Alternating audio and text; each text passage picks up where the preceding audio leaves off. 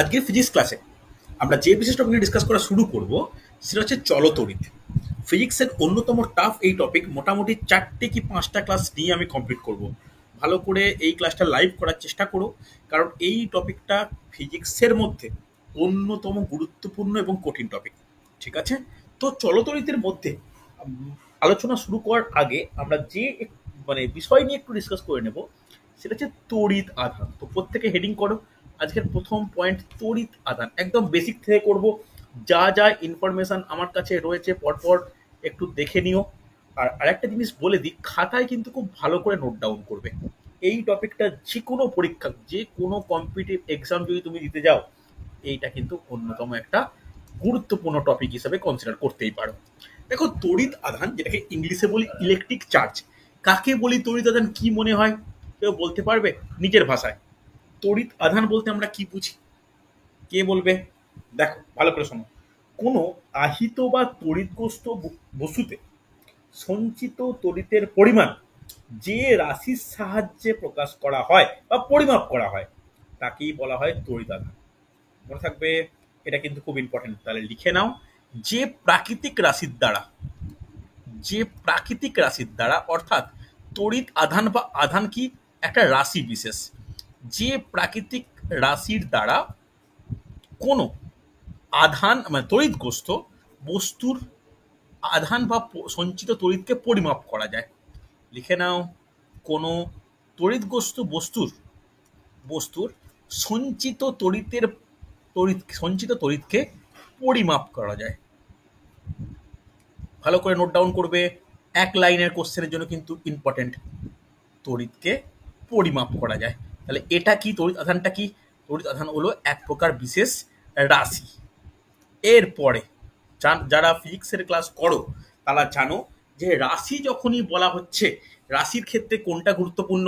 রাশির ক্ষেত্রে গুরুত্বপূর্ণ হচ্ছে তোমার একক। বলা যাবে এই তড়িৎ আধানের একক কি? কে বলবে তড়িৎ আদানের একক কি? যখনই আমরা এর একক নিয়ে আলোচনা করব, একক দুটো পদ্ধতিতে গুরুত্বপূর্ণ। কি কি পদ্ধতি? একটা হচ্ছে এসআই পদ্ধতি, আর একটা সিজিএস পদ্ধতি।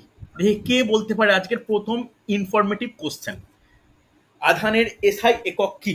কি হবে? নোট ডাউন করো, কুলম্ব। কম বেশি অনেকেই জানো, হয়তো খেয়াল নেই। কুলম্ব। আর হচ্ছে সিজিএস একক কি? ইএসইউ। ইএসইউর ফুল ফর্ম কেউ বলতে পারবে? ইএসইউর ফুল ফর্ম কেউ বলতে পারবে? Electrostatic unit. মনে থাকবে, ইলেকট্রোস্ট্যাটিক ইউনিট। বোঝা গেছে? এরপরে যেটা আরেকটা গুরুত্বপূর্ণ জিনিস, এই কুলম্ব আর ইউএসইউ এর মধ্যে পারস্পরিক সম্পর্ক কি?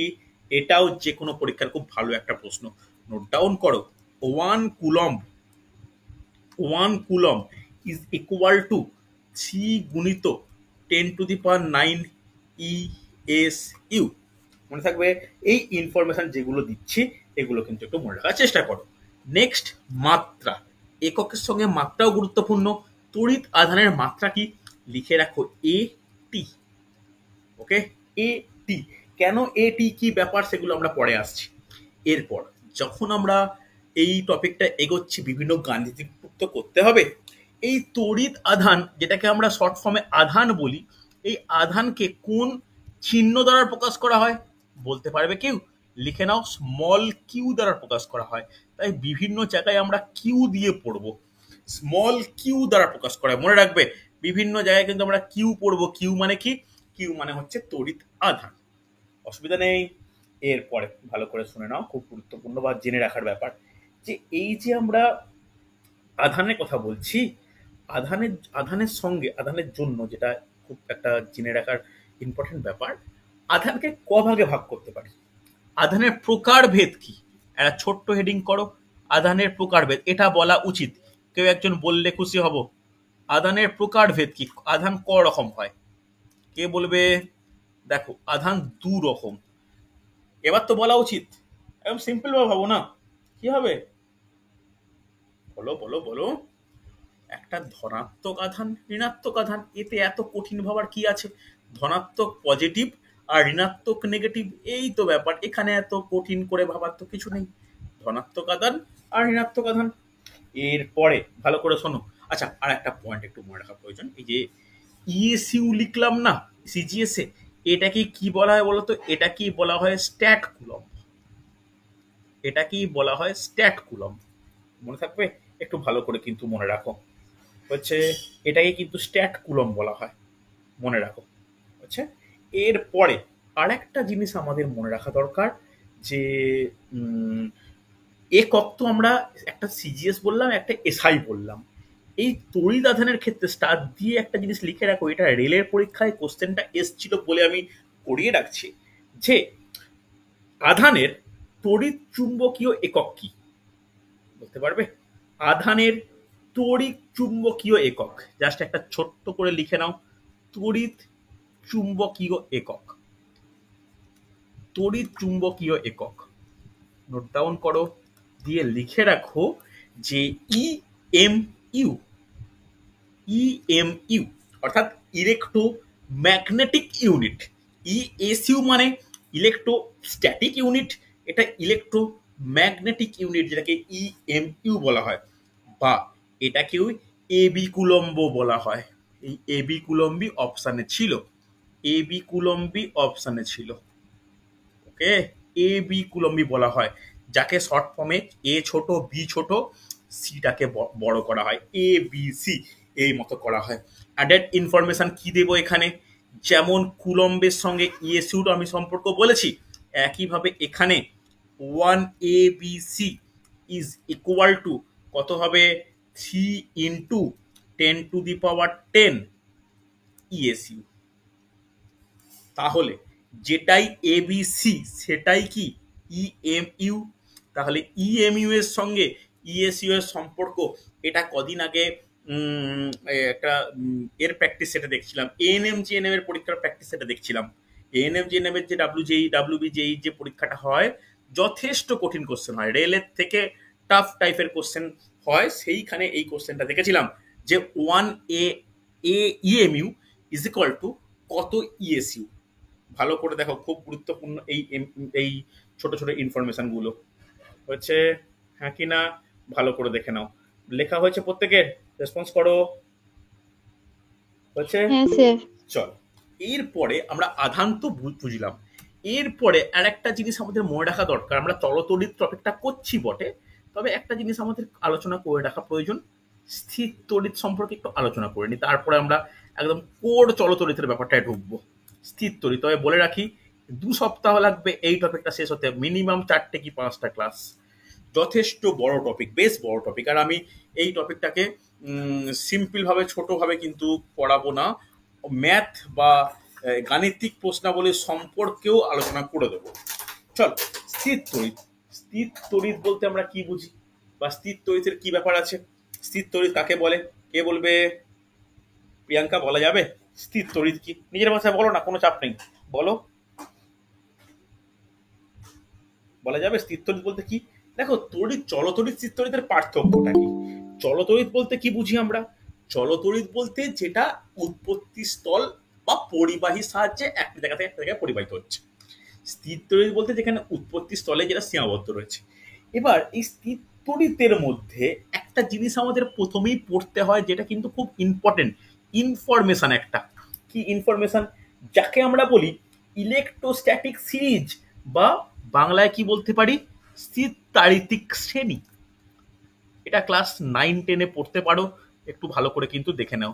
স্থির তাড়িতিক শ্রেণী, ওকে, স্থির তাড়িতিক শ্রেণী বা স্থির তড়িৎ শ্রেণী, বা যেটাকে ইলেকট্রোস্ট্যাটিক সিরিজ বলি। এই যে স্থির তাড়িতিক শ্রেণী বলতে কি, আমরা এমন কিছু বস্তুকে এই তালিকাভুক্ত করব, সেই তালিকার সিকোয়েন্সটা আমাদের পরীক্ষার জন্য গুরুত্বপূর্ণ। আগে তালিকাটা করি, 1 2 করে তালিকাটা করি, পর পর লিখবে লাইন করে। এই সিকোয়েন্স কিন্তু মুখস্থ রাখাটা খুব গুরুত্বপূর্ণ। হচ্ছে চলো, প্রথমে নোট ডাউন করো পশম। 1 নম্বর লেখো পশম বা উল যেটাকে বলি।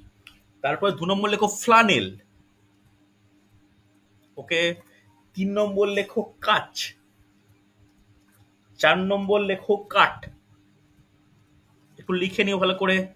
5 নম্বর লেখো ধাতু ধাতু বা ধাতব পদার্থ। ধাতব পদার্থ কেন লেখাচ্ছি, কি ব্যাপার, একটু ভালো করে যখন ব্যাখ্যা করবো বুঝতে পারবে।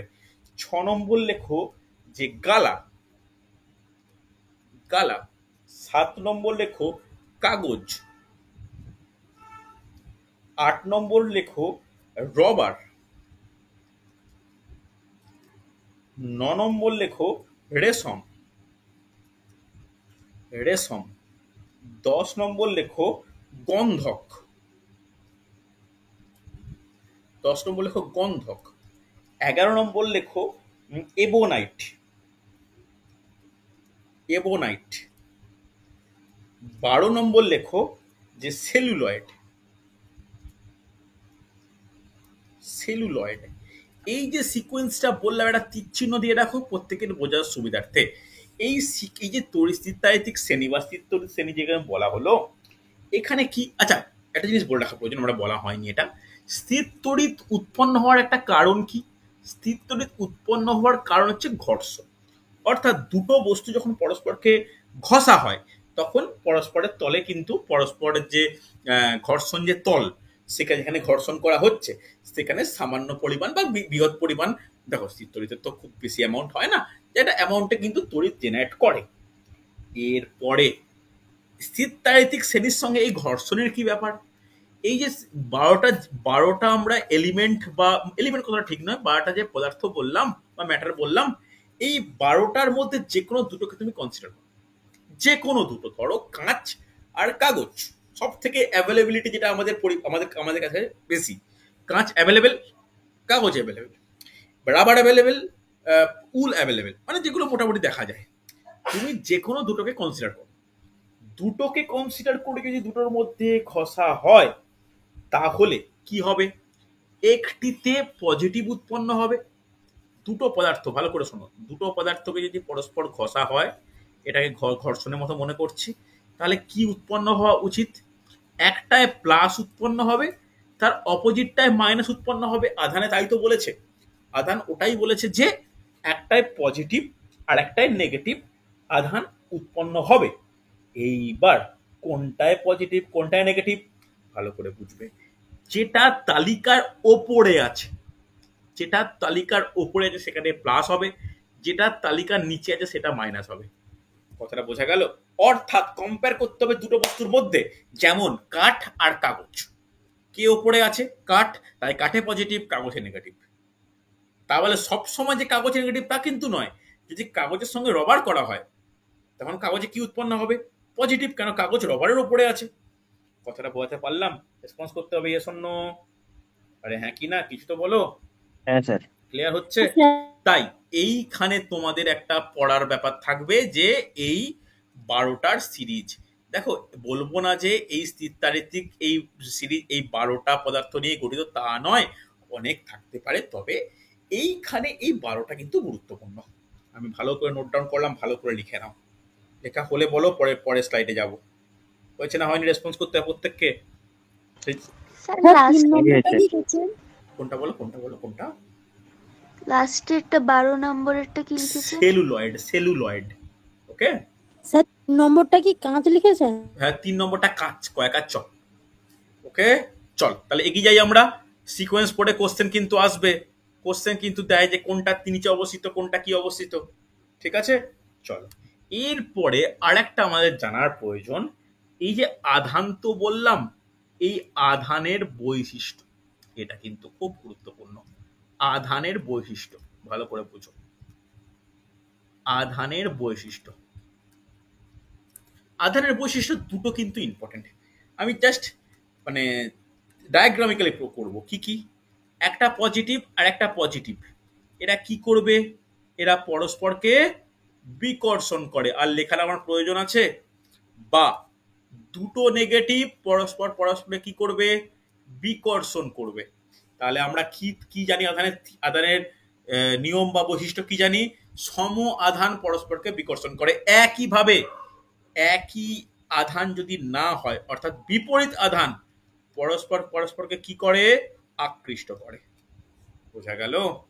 হ্যাঁ কি না? রেসপন্স করো। বলছে না হয়নি? কোশ্চেন একটা কেমন আসে জানো? কোশ্চেন একটা টাইপ আসে এই স্থিরতারিত্বিক শ্রেণী আর আধানের বৈশিষ্ট্যের উপর ভিত্তি করে একটা টাইপের কোশ্চেন আসে। ভালো করে দেখো, কোশ্চেনটা আমি একটু বোঝাই, তারপরে তোমাদেরকে আলোচনা করব। তোমরা যে এই যে সিরিজটা আছে, তো সিরিজটার মধ্যে যে কোনো চারটে পদার্থ বলো, এ, বি, সি, ডি, যে কোনো চারটে বলো। আমি জানি না তোমরা কোন চারটে বলবে, যে কোনো চারটে পরপর বলো একটু আনমিউট করে। স্যার গালা। গালা। আর আরেকজন বলো বলো, আরে সাহস করে বলো না রে বাবা। কাঁচ। কাঁচ। রবার। কাঁচ, রবার, আর আর একটা লাস্টে একটা সেলুলয়েড। সেলুলার। ওকে ওকে, সেলুলয়েড। ওকে, কোশ্চেন কেমন দেয় এইগুলো দিয়ে একটু ডিসকাস করে দিই। যেহেতু আমরা কম্পিটিটিভ এক্সাম পড়ছি, আমাদের এমসিকিউ, কিন্তু এমসিকিউ এর একটা কোশ্চেনের টাইপটা খুব ইম্পর্টেন্ট, এখনকার ট্রেন্ড হয়ে গেছে, যেখানে একটু অপশনগুলো লম্বা টাইপের হয়। লম্বা টাইপের অপশন বলতে কি, যে তুমি কি পর্যবেক্ষণ করবে, কি দেখা যাবে, নিচের কোন বিবৃতিটি সঠিক, নিচের কোন বিবৃতিটি ভুল, এই টাইপের। ধরো কোশ্চেনটা আমি ভাষায় লিখছি না, ধরো এ ও সি কে, ভালো করে শোনো, এ ও সি কে ঘষা হলো। আমি জাস্ট ছোট করে লিখছি, তোমরা লেখো আমার মতো। এ ও সি কে ঘষা হলো, তারপর লেখো বি ও ডি কে ঘষা হলো। আমি দেখিয়ে দিই কিন্তু তোমরা সিকোয়েন্স কি আছে। বি ও ডি কে ঘষা হলো, এই দুটো ঘষার পরে পরে সি ও বি কে পরস্পর পরস্পর কাছে আনা হলো, পরস্পর কাছে আনা হলো। কি দেখা যাবে বা কি ঘটবে, এই হচ্ছে কোশ্চেন। কি ঘটবে, তাহলে দেখো ভালো করে বোঝো। আমি প্রথমটা বলে দিই, ব্যাখ্যা করে দিই, তোমরা নিজেরা আসতে ক্লিয়ার হবে। এ আর সি, এ আর সি বলতে কে কে, এ গালা আর রবার। তাহলে গালা আর রবারের মধ্যে গালার পজিশন ওপরে না রবারের পজিশন ওপরে? গালার ওপর। গালার উপরে। তাহলে গালায় কি উৎপন্ন হবে, পজিটিভ। রবারে কি উৎপন্ন হবে, নেগেটিভ। গালাটা ছিল এ, রবারটা ছিল সি। ওকে, আরেকটা কি, কাঁচ আর সেলুলয়েড। কাঁচ আর সেলুলয়েড, কাঁচ হচ্ছে বি, সেলুলয়েড হচ্ছে ডি। কাঁচের পজিশন ওপরে না সেলুলয়েডের পজিশন ওপরে? কাঁচের উপরে। তাহলে কাঁচের প্লাস আর সেলুলয়েডের কি হবে, মাইনাস। এবার আমি কি বলেছি, কাকে কাছে কাছে নিয়ে আসবো, কাঁচকে আর রবারকে, তাই তো? দেখো কাঁচের কি আছে, পজিটিভ, রবারের কি আছে, নেগেটিভ, হ্যাঁ কি না? তাহলে কাঁচ আর রবার যদি পজিটিভ নেগেটিভ হয়, তাহলে যদি কি ঘটবে যদি বলা হয়, তাহলে কি ঘটবে, আকর্ষণ ইয়া বিকর্ষণ? আকর্ষণ। আকর্ষণ। বোঝা গেল? এইটা কিন্তু খুব গুরুত্বপূর্ণ। এই হচ্ছে বিবৃতি টাইপ কোশ্চেন, এরকম কিন্তু দেয়। তাহলে এই তাত্ত্বিক সিরিজ থেকে কি শিখলে বোঝা গেছে? না বুঝতে পারলে বলো আমাকে, ক্লিয়ার করো যে হ্যাঁ বুঝতে পেরেছি বলে, নাকি না? হ্যাঁ স্যার। চলো নেক্সট দেখো, স্থিরতরিতের আর তেমন কোনো ব্যাপার বোঝার নেই। নেক্সট হেডিং করো কুলম্বের সূত্র। নেক্সট হেডিং করো কুলম্বের সূত্র। নেক্সট হেডিং করবে কুলম্বের সূত্র, খুব গুরুত্বপূর্ণ কিন্তু কুলম্বের সূত্র। দেখো কুলম্বের সূত্রে বিবৃতি তো আছেই অবশ্যই, আমি যে স্টাডি মেটেরিয়াল দেবো সেখানে বিবৃতি পেয়ে যাবে, কিন্তু ক্লাসে একটু বিবৃতিটা বলে রাখি, পারলে লিখে নাও। আমি আর বিবৃতি লিখছি না। বিবৃতি কি বলেছে, বলেছে দুটি বিন্দু আধানের মধ্যে, অর্থাৎ ছোট ছোট দুটো আধানকে আমরা কি দ্বারা প্রকাশ করি, কিউ দ্বারা প্রকাশ করি। একটাকে হচ্ছে Q1, একটাকে হচ্ছে Q2। দুটি বিন্দু আধানের মধ্যে ক্রিয়াশীল আকর্ষণ বলের মান, তাহলে আধান আছে বলতে এদের মধ্যে আকর্ষণ বা বিকর্ষণ থাকতে পারে। যদি প্লাস প্লাস হয় বিকর্ষণ হবে, যদি প্লাস মাইনাস হয় আকর্ষণ হবে। কিন্তু আকর্ষণও একটা বল, বিকর্ষণও একটা বল। তাহলে দুটি বিন্দু আধানের মধ্যে ক্রিয়াশীল আকর্ষণ বা বিকর্ষণ বলের মান তাদের এই যে সবুজ কালি দিয়ে দেখালাম, তাদের সংযোজক রেখা বরাবর ক্রিয়া করবে। এবং এই ক্রিয়াশীল বলের মানটা কি হবে, ভালো করে শোনো, খুব গুরুত্বপূর্ণ, লিখে রাখো। আকর্ষণ বা বিকর্ষণ বলের মান বলে লেখো এভাবে। বিকর্ষণ, বিকর্ষণের না, সরি মুস্ত কাটতে হবে একটু। বিকর্ষণ বলের মান, বিকর্ষণ বলের মান দিয়ে নোট ডাউন করো, খুব ভালোভাবে লিখবে। আধান দুটির গুণফলের সমানুপাতিক 1 নম্বরে। আধান দ্বয়ের গুণফলের সমানুপাতিক এবং কেউ বাকিটা বললে খুশি হব। বলো কেউ একজন। প্রিয়াঙ্কার বলা উচিত, কিন্তু শুভরও বলা উচিত, আশিসেরও বলা উচিত। আধান দ্বয়ের গুণফলের সমানুপাতিক 2 নম্বর লেখো যে কেন্দ্রদ্বয়ের দূরত্বের বর্গের ব্যস্তানুপাতিক, বা লিখে নাও তাদের মধ্যের দূরত্বের বর্গের ব্যস্তানুপাতিক। তাদের মধ্যবর্তী দূরত্বের বর্গের ব্যস্তানুপাতিক, মনে থাকবে, বর্গের ব্যস্তানুপাতিক হচ্ছে যথেষ্ট গুরুত্বপূর্ণ। তাহলে ধরে নিতে পারি এই দূরত্বটা আর, পরস্পরের মধ্যে দূরত্বটা হচ্ছে আর। এবার যদি ক্রিয়াশীল আকর্ষণ বলকে আমরা এফ দ্বারা প্রকাশ করি, তাহলে এফ প্রপোর্শনাল টু কিউ1 কিউ2, এটা প্রথম সূত্র অনুযায়ী। দ্বিতীয় সূত্র অনুযায়ী বলতে পারি এফ প্রপোর্শনাল টু 1/r², এটা 2 নম্বর সূত্র অনুযায়ী। হ্যাঁ কি না? দুটো সূত্রকে কম্বাইন করলে কি পাবো? যে এফ প্রপোর্শনাল টু কিউ1 কিউ2/r²। বলা যায় তো? রেসপন্স করো, হ্যাঁ কি না, ইয়েস অর নো? আরে কিছু তো বলো, হয়েছে তো? এরপরে আমরা কি করি, একটা ধ্রুবক গুণ করি। তাহলে এফ ইজ ইকুয়াল টু কে গুণিত কিউ1 কিউ2/r²। হ্যাঁ কি না? বোঝা গেছে? রেসপন্স করতে হবে। কোনো ডাউট থাকলে বলবে আমাকে। হয়েছে না হয়নি? খুব ইম্পর্টেন্ট, কিন্তু খুব ইম্পর্টেন্ট হচ্ছে। এই কেটাকে কি বলা হয়? স্যার এই নীল রং দিয়ে, বলো বলো বলো। স্যার এই নীল রং দিয়ে যেখান থেকে লিখলেন, হ্যাঁ, স্যার নীল রং দিয়ে যেখান থেকে লিখলেন ওইখান থেকে আরেকবার বুঝিয়ে বললেন। নীল রং থেকে দেখো, এফ বলতে কি? এফ বলতে আকর্ষণ বা বিকর্ষণ বলের মান। এফ মানে বল, মনে থাকবে। এফ হচ্ছে বল, আমি লিখে রাখবো দরকার হলে। এফ হচ্ছে বল, বল। এবার সমানুপাতিক চিহ্ন এইটা, গুণফলের সমানুপাতিক। দেখো দুটো গুণ করেছি, আধান কিউ1 একটা আধান, কিউ2 একটা আধান, হ্যাঁ কি না, দুটোর গুণ করেছি। এবার ব্যস্তানুপাতিক বলতে 1/, হয়ে যায়। দূরত্বের বর্গ বলতে r², তাহলে এফ প্রপোর্শনাল টু 1/r²। হয়েছে? এবার যখনই দুটোই সমানুপাতিক একটা এফ এর সঙ্গেই, তাহলে এটাকে কম্বাইন করে এইটা পাবো, যেটাকে লাল দিয়ে বক্স করলাম।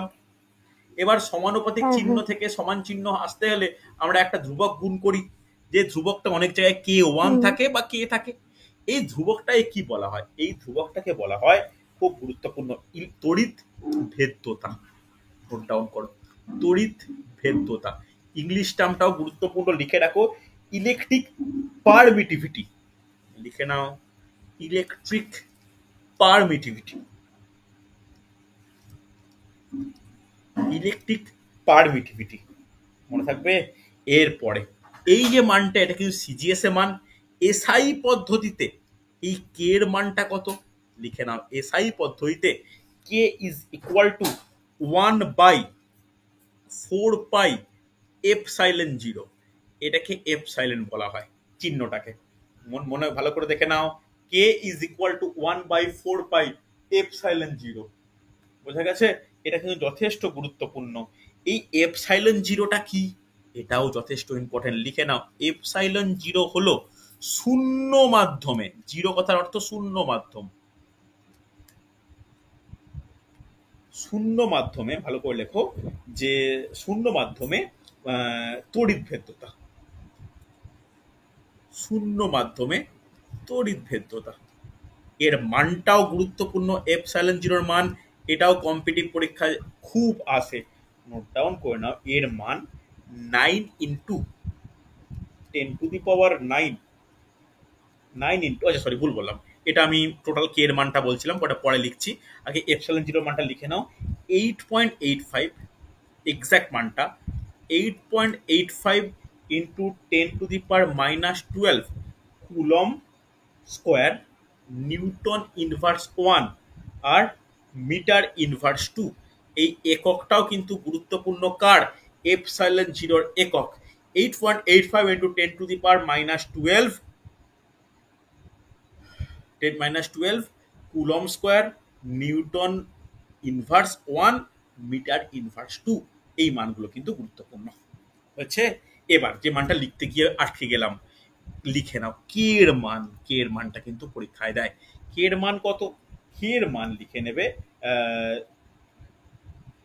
9 into 10 to the power 9 newton metre square coulomb to the power minus 2। এই মানটা মনে রাখো। এই মানটা কিসের মান? অবশ্যই এসআই পদ্ধতিতে। দেখো কে এর মান আর এপসাইলন জিরোর মান, এই দুটো কিন্তু এই কুলম্বের সূত্রের জন্য খুব গুরুত্বপূর্ণ। বোঝা গেছে? হ্যাঁ কি না? ভালো করে দেখো, খুব ভালো কিন্তু হচ্ছে। এই টাইপের কোশ্চেন কিন্তু প্রচুর পরীক্ষায় আসে, এই ছোট ছোট ইনফরমেটিভ কোশ্চেন হচ্ছে। চলো, লেখা হয়েছে, স্ক্রিনশট নাও। লেখা হলে স্ক্রিনশট নাও। চলো, এরপরে আর একটা জিনিস আমায় জানতে হবে, যেটা জানাটা উচিত, যে মাত্রা। কার মাত্রা? হ্যাঁ বলো বলো। স্যার তড়িৎ ভেদ্যতা ইংরেজিটা কি লিখেছিলেন? লেখা হয়নি।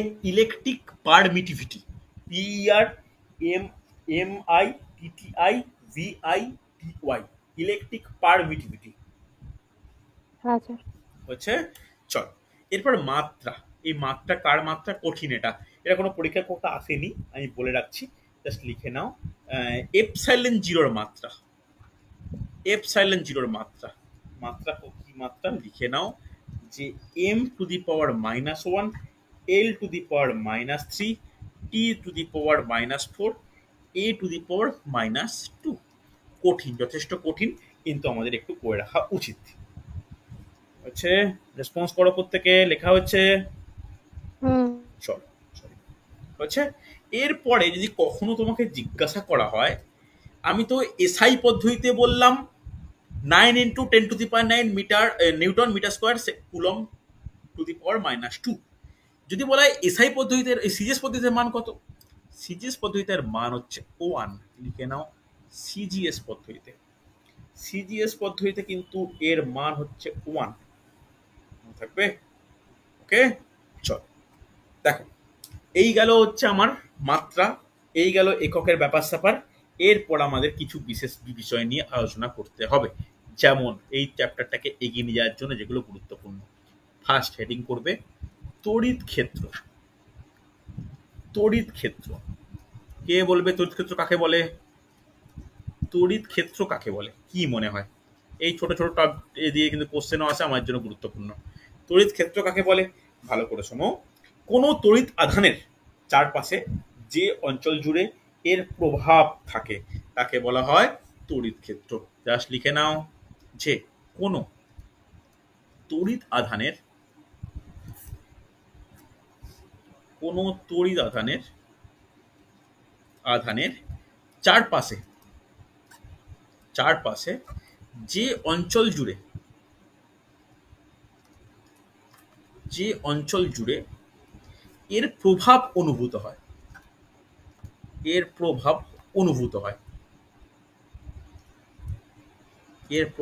অনুভূত হয় তাকে কি বলা হয়? তাকে তড়িৎ ক্ষেত্র বলা হয় হচ্ছে।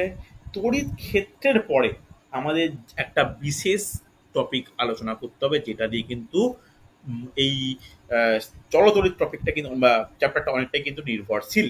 যেটা লিখে নাও তড়িৎ বিভব। তড়িৎ ক্ষেত্র ইংলিশ কি? Electric field.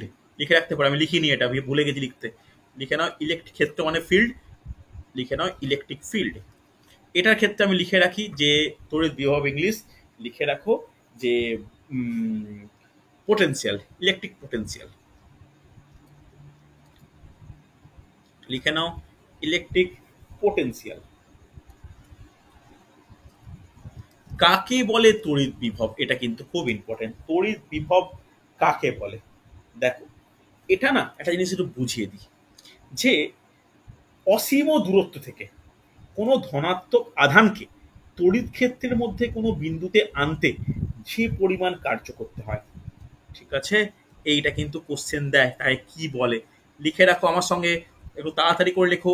অসীম দূরত্ব থেকে কোনো বিন্দু ধনাত্মক আধানকে, ধনাত্মক কথাটা উল্লেখ করা প্রয়োজন, এখানে ঋণাত্মক আধান দিয়ে কোনো ব্যাপার নেই, কোনো ধনাত্মক আধানকে তড়িৎ ক্ষেত্রের মধ্যে কোনো বিন্দুতে আনতে,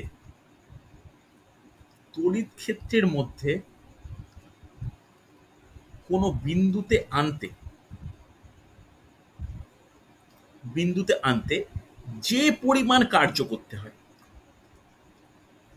ওকে, এই পয়েন্টটা কিন্তু ইম্পর্টেন্ট, যে পরিমাণ কার্য করতে হয়, ওকে, তাকে কি বলা হয়?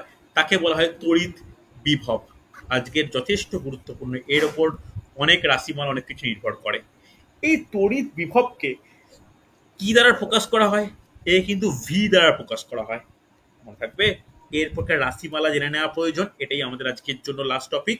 লিখে নাও তড়িৎ বিভব বলে, তড়িৎ বিভব যাকে ভি বলা হয়। ভি ইজ ইকুয়াল টু কি হবে? কৃতকার্য, কৃতকার্য, কৃতকার্যকে ওয়ার্ক ডাব্লু বলা হয়। যারা আমার ফিজিক্সের আগে ক্লাস করতে জানো, যারা ক্লাস করোনি আমাকে প্লিজ রেকর্ডিং চেয়ে নিও, আমি রেকর্ডিং দিয়ে দেবো। কৃতকার্য বাই তড়িৎ আধান, কৃতকার্য বাই তড়িৎ আধান বলা উচিত। এবার জিজ্ঞেস করি, তড়িৎ আধানকে কোন চিহ্ন দ্বারা প্রকাশ করা হয়? তাড়াতাড়ি, তড়িৎ আধানকে কি কোন চিহ্ন দ্বারা প্রকাশ করা হয়? বলো বলো, এই তো এক্ষুনি আলোচনা হচ্ছিল। কিউ। কিউ দ্বারা প্রকাশ করা হয়। তাহলে শর্ট ফর্মে একটা বক্সে লিখে রাখো আজকে এই চ্যাপ্টারের প্রথম না, দ্বিতীয় রাশিমালা, যে V is equal to W by Q. V বলতে কি? বিভব। ডাব্লু বলতে কি? কৃতকার্য। কিউ বলতে কি? তড়িৎ আধান। মনে থাকবে। প্রথম রাশিমালাটা কি পড়েছি? F is equal to K into Q one Q two by R square. অসুবিধা নেই। নেক্সট লাস্ট টপিক বা লাস্ট লিখে নেওয়ার ব্যাপার, একক। এই বিভবের একক কি? কি মনে হয় বলা উচিত? বিভবের একক কি? দুটো পদ্ধতি, একটা হচ্ছে এসআই পদ্ধতি, বেশি ইম্পর্টেন্ট, আর তারপরে সিজিএস পদ্ধতি। কে বলবে? বলতেই হবে, বলা উচিত।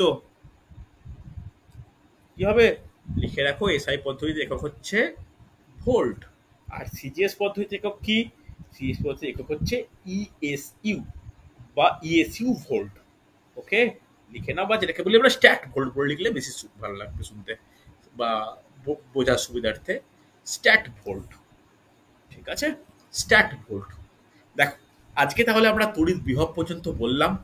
এর পরের দিন এই লাইভ ক্লাসগুলো কেউ মিস করে রেখে দেখতেই পারো, কিন্তু লাইভ ক্লাসে একটু আর ডিসকাশনটা একটু বেটার হয়। আচ্ছা, আর একটা জিনিস করে রাখা প্রয়োজন, শেষ হয়নি এখনো। এই ভোল্টা স্ট্যাট ভোল্টের মধ্যে সম্পর্ক কি? ভোল্টা স্ট্যাট ভোল্টের সম্পর্ক কি? কারো কোনো আইডিয়া আছে? নোট ডাউন করো যে এক স্ট্যাট ভোল্ট, এক stat volt is equal two কত ভোল্ট হবে? কোশ্চেন এসছে ডাব্লিউ বিশেষ পরীক্ষায়। লিখে নাও 300 volt. 300 volt. One stat volt is equal two 300 volt. মনে থাকবে। এই যে স্ট্যাট ভোল্টকে কিন্তু ইএসইউ বিভবও বলে, এটা যেন মনে থাকে যেন। ওকে, আর একটা জিনিসও বলা হয়, আর্গ পার ইএসইউ কেউ দেখা যায়, কথাটা শোনা যায়। লিখে রাখো ব্যাকেটে, আর্গ পার ইএসইউ, এটাও কিন্তু বলা হয়। আর্গ পার ইএসইউ কেন বলছি একটা জিনিস আমি বলে দিই, ব্যাখ্যা করে দিই, পরে মুছে দেবো। এটা কৃতকার্য, কৃতকার্যর সিজিএস একক কি? আর্গ, হ্যাঁ কি না? আর নিচে দেখো আধানের একক কি? ইএসইউ। সিজিএস, তাহলে আর্গ বাই ইএসইউ লিখতে পারি, আর্গ পার ইএসইউ। এটাই কিন্তু স্ট্যাট ভোল্ট বা এটাই ইএসইউ বিভব হয়েছে। হ্যাঁ, কার কি প্রশ্ন বলো? কার কি প্রশ্ন করতে যাচ্ছিলে? না স্যার, না স্যার, হয়ে গেছে। বুঝতে পেরেছো? চল, পরের দিন আমরা শুরু করব বিভব প্রভেদ, একটু আলোচনা করব ছোট্ট করে বিভবের পরে। বিভব প্রভেদ আলোচনা করে তড়িৎ প্রবাহ মাত্রা, তড়িৎ চালক বল, সেই তড়িৎ চালক বলের উপর ডিপেন্ড করে তড়িৎ কোষ, সেই তড়িৎ কোষের বিভিন্ন ভাগ, প্রাথমিক কোষ, গৌণ কোষ, তারপরে ওহমের সূত্র, রোধের ব্যাপার, রোধ থেকে রোধের সমবায়, বর্তনী, মানে একদম কোর টপিকে ঢুকবো।